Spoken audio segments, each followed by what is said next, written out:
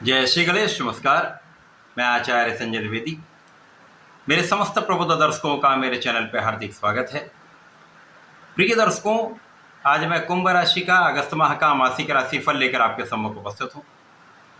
अगस्त माह में जो ग्रहों की स्थितियाँ बन रही हैं तथा जो ग्रहों के परिवर्तन होंगे वो इस माह में आपको कितना लाभ देने जा रहे हैं, किन भावों को ये प्रबल करेंगे अथवा कहीं पर कोई समस्या या अवरोध है तो उसका क्या निराकरण, संपूर्ण विश्लेषण मैं पूर्ण तर्क के साथ करने जा रहा हूं। प्रिय दर्शकों, इस राशिफल को आप अपने लग्न तथा राशि दोनों के अनुसार देख सकते हैं।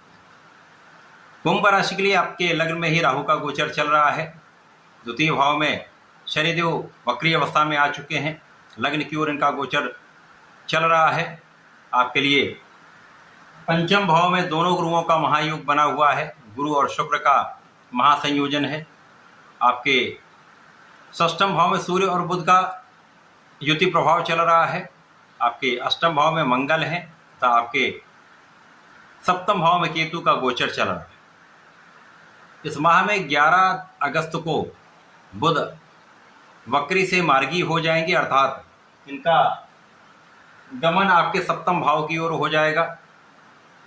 17 अगस्त को सूर्यदेव स्वराशि में सिंह राशि में प्रवेश कर जाएंगे।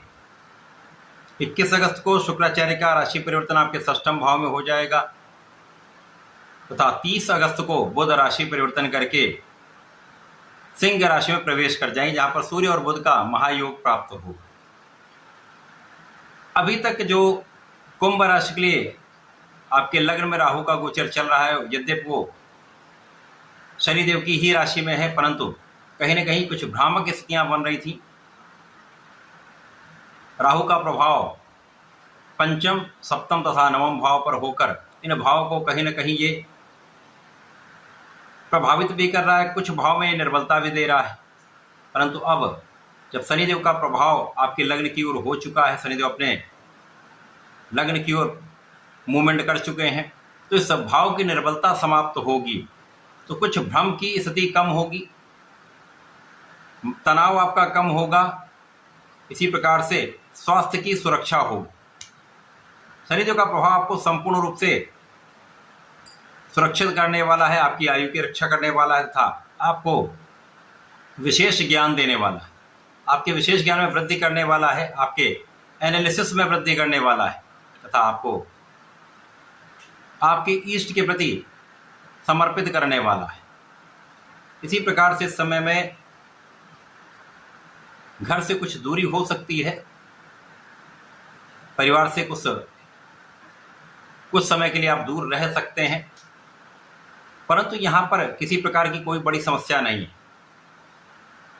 आप अपने कार्य के क्षेत्र में, अपने शिक्षा के क्षेत्र के कारण, अपने व्यापार के क्षेत्र के कारण उस समय के लिए दूरी यहाँ पर आपके लिए हो सकती है। यहाँ सुख साधनों के होते हुए भी आप उनका सही उपयोग तथा उपभोग नहीं कर पाते। इसी प्रकार से इस समय में आपका ज्ञान का भाव विस्तृत होगा। ज्ञान के भाव में ज्ञान के कारक गुरुदेव बृहस्पति का गोचर चल रहा है। यहाँ पर गुरुदेव अकेले नहीं, यहाँ पर शुक्राचार्य के साथ इनका गोचर, जो आपके भाग्य के स्वामी, निश्चित रूप से ये अत्यंत प्रबल स्थिति बन रही। जब भाग्येश के साथ गुरुदेव बृहस्पति का गोचर आपके पंचम भाव में है, तो यहाँ पर ज्ञान शिक्षा में आपको सफलता मिलेगी। ज्ञान शिक्षा का भाव विस्तृत होगा। जो लोग प्रतियोगिता परीक्षा की तैयारी कर रहे हैं, हायर एजुकेशन में हैं, उनके लिए विशेष योग है। संपूर्ण रूप से आप सफल हो सकते हैं यदि आप अपना संपूर्ण प्रयास करते हैं, पूर्ण मनोयोग से अपने क्षेत्र में लगे रहते हैं, तो सफलता भी निश्चित मिलेगी। भाग्य प्रबल रहेगा, ज्ञान का भाव प्रबल रहेगा, तो राहु का जो कहीं न कहीं कुछ नकारात्मक प्रभाव है वो कम हो जाएगा। यहाँ पर राहु का जो मुख्य रूप से प्रभावित क्षेत्र है वो आपका सप्तम भाव है। इस सप्तम भाव में राहु जीवन साथी के साथ कहीं न कहीं कुछ तनाव उत्पन्न करते हैं। जीवन साथी के स्वास्थ्य में समस्या उत्पन्न होती है, आपसी क्लेश बढ़ता है। यहाँ पर आपको बहुत धैर्य के साथ आगे चलना होगा। इसी प्रकार से साझेदारी में यदि आप कुछ कार्य करते हैं, व्यापार करते हैं तथा किसी प्रोफेशन में हैं, तो यहाँ निश्चित रूप से भ्रम के कारण, किसी अन्य के कारण आपके आपसी संबंधों में समस्या आएगी तथा साझेदारी में तनाव आएगा। कुछ कानूनी समस्याओं का भी योग बन रहा है, तो यहाँ बहुत ध्यान देने की आवश्यकता है। बाकी सब भाव जहाँ पर राहु का दुष्प्रभाव है, वहाँ पर गुरु का प्रभाव है, तो ये नियंत्रित हो रहा है। समस्याएं कम हो रही, केवल सप्तम भाव के लिए आपको विशेष ध्यान देना हो। इस समय में आपके शत्रुओं का विनाश निश्चित है, किसी प्रकार का कोई यहाँ पर संदेह नहीं। जब तक सूर्यदेव का गोचर आपके षष्ठम भाव में है, किसी प्रकार की कोई समस्या आती भी तो उसका निराकरण होगा, शत्रु पक्ष निर्बल होगा तथा आपकी कानूनी समस्याओं में आप विजयी रहने वाले हैं। इस समय में कुछ मौसम के रोग हो सकते हैं, कुछ एलर्जी की समस्या हो सकती है, स्किन से संबंधित डिसऑर्डर्स हो सकते हैं, यहाँ आपको ध्यान रखने की आवश्यकता है। मंगल आपके अष्टम भाव में गोचर कर रहे हैं, तो निश्चित रूप से बाहरी खाने पीने से आपको बचना होगा, स्वास्थ्य का ध्यान रखना होगा, परंतु इस समय में आपका लाभ बढ़ेगा। अब कार्य क्षेत्र आपका यहाँ पर कुछ उतार चढ़ाव भरा हो सकता है, कुछ यहाँ पर विषमताएं हो सकती हैं, तो इस समय में आपको अपना संपूर्ण प्रयास करना चाहिए, पूर्ण रूप से परिश्रम लगा देना चाहिए। महिलाओं के लिए विशेष रूप से इस समय में हार्मोनल इम्बैलेंस की समस्या उत्पन्न हो सकती है, अतः इस समय आपको अपने स्वास्थ्य का विशेष ध्यान देना चाहिए।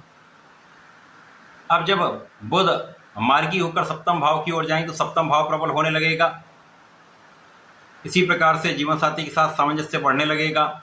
और जब 17 अगस्त को सूर्यदेव सप्तम भाव में पहुंच जाएंगे तो यहाँ पर लग्न की निर्बलता दूर होगी।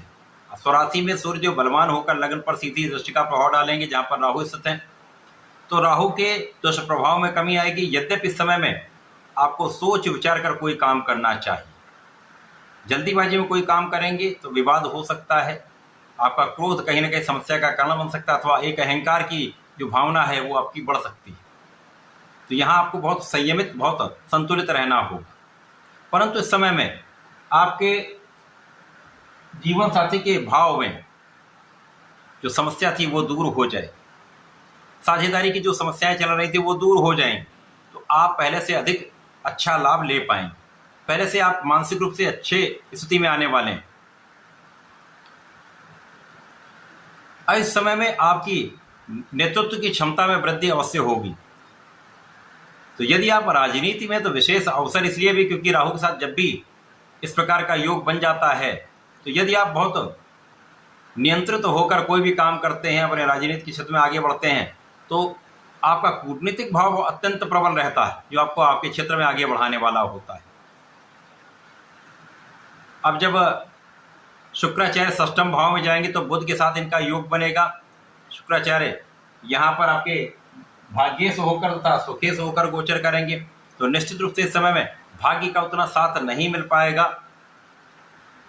जब तक शुक्राचार्य यहाँ पर आपके षष्ठम भाव में है, तो आपको परिश्रम बढ़ा देना चाहिए, काम को सोच विचार कर करना चाहिए, प्रत्येक कार्य में विचार विमर्श करके ही आगे बढ़ें, एनालिसिस करके कार्य करें, तो समस्याएं कम होंगी। इसी प्रकार से इस समय में आपके माता के स्वास्थ्य में कुछ समस्या हो सकती है, अथवा माता के साथ कुछ क्लेश की संभावना रहती है। जब 30 अगस्त को बुध सप्तम भाव में जाएंगे तो सूर्य के साथ उनका महायोग बन जाएगा, बुधादित्य योग केंद्र का प्राप्त हो जाएगा। अब केंद्र के भाव में सूर्य और बुध का महायोग निश्चित रूप से अत्यंत प्रबल स्थिति बनाने वाला है।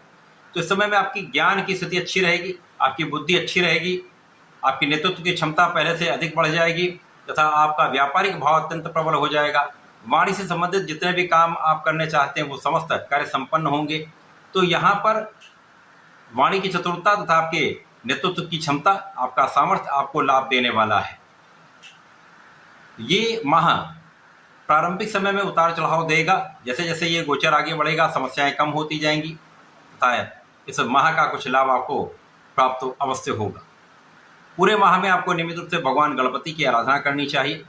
ओम गंग गणपतये नमः का एक माला का जप अवश्य करें, अथवा गणपति श्रोतम का पाठ करें तथा प्रत्येक शनिवार को भगवान भोलेनाथ पर जलार्चन करके दूध से अभिषेक करें, काला तिल अर्पित करें तथा चंदन की सुगंधि का अर्पण करें, तो विशेष लाभ आपको प्राप्त होंगे। इस समय का संपूर्ण उपयोग करके आप लाभ ले पाएं। तो ऐसा करके इसका लाभ लें। धन्यवाद, नमस्कार।